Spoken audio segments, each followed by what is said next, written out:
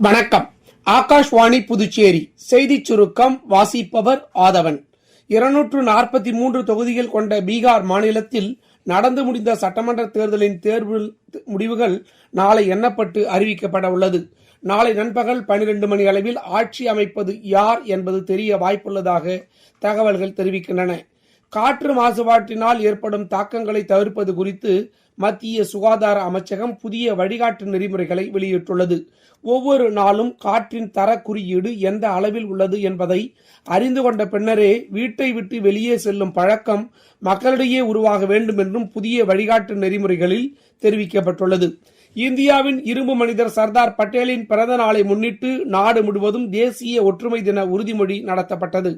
நாட்டின் ஒற்றுமை, ஒருமைப்பாடு மற்றும் இறையாண்மையை நிலைநிறுத்தும் வகையில் புதுச்சேரி ஜிப்மர் மருத்துவமனையில் தேசிய ஒற்றுமை தின உறுதிமொழி எடுக்கும் நிகழ்ச்சி நடந்தது. இதில் ஜிப்மர் இயக்குநர் டாக்டர் வீர் சிங் நேகி ஆங்கிலத்திலும், ஜிப்மர் மூத்த நிர்வாக அதிகாரி திரு ஹவா சிங் இந்தியிலும், ஜிப்மர் சட்ட அதிகாரி லட்சுமி தமிழிலும் உறுதிமொழியை வாசிக்க ஜிப்மர் மாணவர்கள், ஊழியர்கள் மற்றும் ஆசிரியர்கள் உறுதிமொழி எடுத்துக் கொண்டனர். புதுச்சேரி நமது மக்கள் கழக தலைவரும் சட்டமன்ற உறுப்பினருமான திரு நேரு, புதுச்சேரி சென்டாக் மாணவர் பெற்றோர் சங்க தலைவர் திரு நாராயணசாமி ஆகியோர் தலைமையில் மாணவர்களின் பெற்றோர்கள் முதலமைச்சர் திரு ரங்கசாமியை நேரில் சந்தித்து காமராஜர் கல்வி நிதியை விடுவிக்க வேண்டி மனு அளித்தனர்.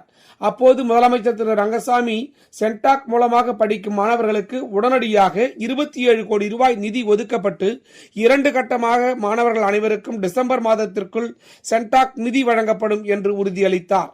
மேலும் கல்லூரி நிர்வாகங்கள் சென்டாக் நிதியுடன் சேர்த்து அனைத்து கட்டணத்தையும் கட்டச் சொல்லி வற்புறுத்தக்கூடாது என்றும் அனைத்து கல்லூரிகளுக்கும் அறிவுறுத்தப்படும் என்றும் திரு ரங்கசாமி உறுதியளித்தார். பாகிஸ்தானின் ராவல்பிண்டியில் நடந்த இலங்கைக்கு எதிரான முதலாவது ஒருநாள் கிரிக்கெட் போட்டியில் பாகிஸ்தான் அணி வெற்றி பெற்றது. இத்துடன் இந்த செய்திச் சுருக்கம் நிறைவு பெறுகிறது.